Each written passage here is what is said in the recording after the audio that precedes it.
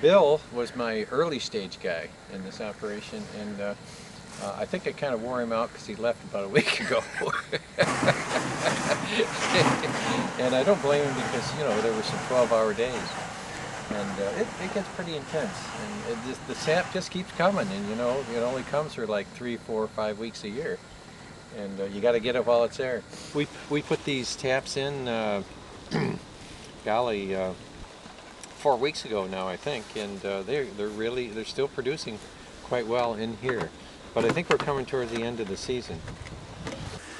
This one's just about to run over the hole opening and start dripping on the ground. This sap starts running sometime in March, late March, runs into early April probably. It doesn't go every day. It goes best when the nights are cold, below freezing, and when the days warm up with sunshine and get well above freezing. Each tap will produce possibly a gallon in a day. More often we seem to get about 1 to 2 quarts in a day from each tap. A small tree, 6 inches in diameter, gets 1 tap, and larger trees progressively get larger numbers of taps. Early in the year we start out on snowshoes, putting the taps in, and then as the spring goes on it gets progressively wetter and wetter snow, and finally less and less snow, and towards the end we can actually use David's tractor to get back in the woods to pick it up. For a few days of this we pray that it'll get warm at night so the sap will quit running.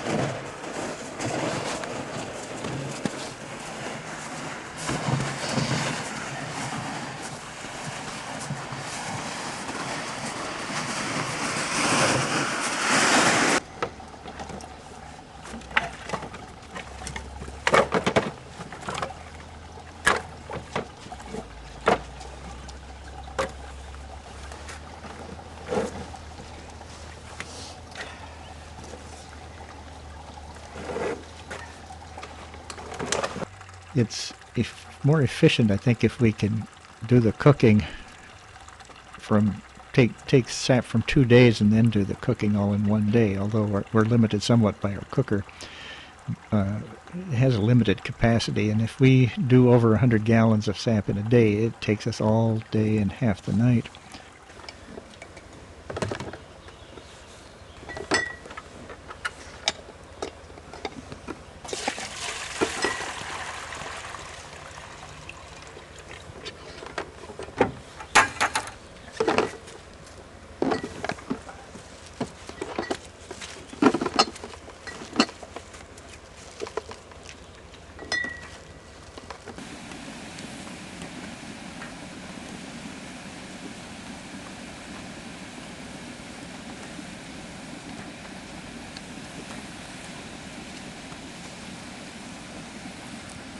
Firebox is about 1.5 to 2 feet long, and from there to the next 4 feet up under the pan, the firebox slowly slants up until at the end it's only about 3-4 inches below the pan. So the flames actually go all the way along the full length of the pan and boil the whole thing at once.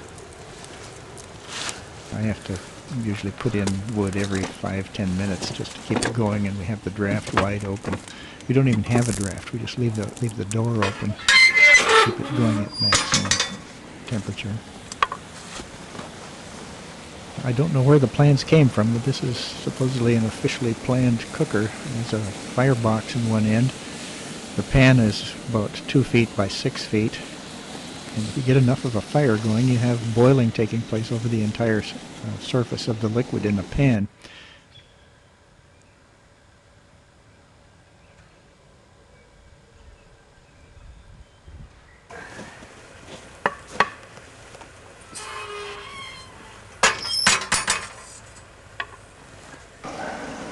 We run about 100 gallons of sap through here, and we've got it down to about 10 gallons, and so it's starting to look a lot darker and has a nice smell to it.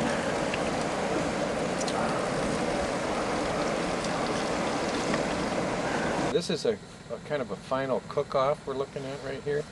And the aroma, it's just wonderful. It's the reward for hours and hours of work. So the maple syrup is cooking down. Probably I've got another hour of boiling off excess water. Well, the interesting question is, when is this done? You know, it's steaming, it's heating, it's boiling. You can just tell visually when it's pretty darn close, when it starts to foam up. And then the next step, of course, will be to bottle it. This is the bottling process we got going here.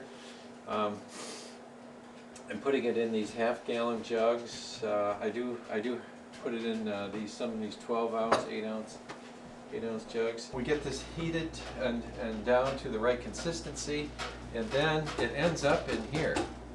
And all I have to do is take my jar